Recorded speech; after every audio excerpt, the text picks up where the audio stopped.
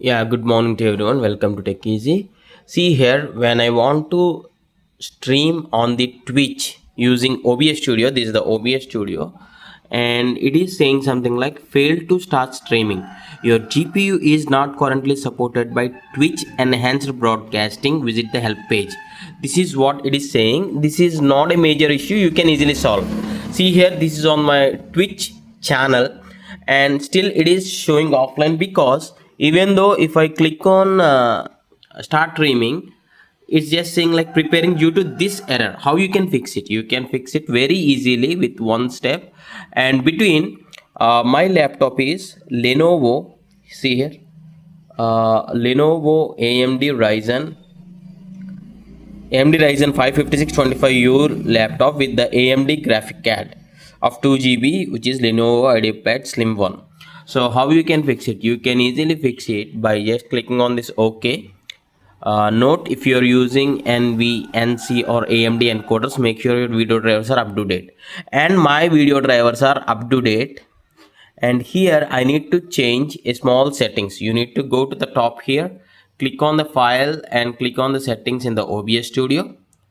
And here in the video, in the output quality, in the stream,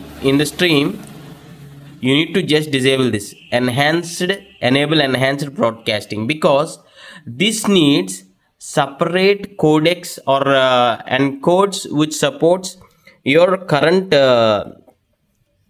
what is this graphic card. So that is why it is asking me to update the new drivers for this graphic card. But if you just remove this check mark for this enable enhanced broadcasting and click on apply and OK, then if you start streaming, you can play any game of your choice, means Fortnite for example. I'll be just checking whether it has been started or not. I'll be just refreshing this page.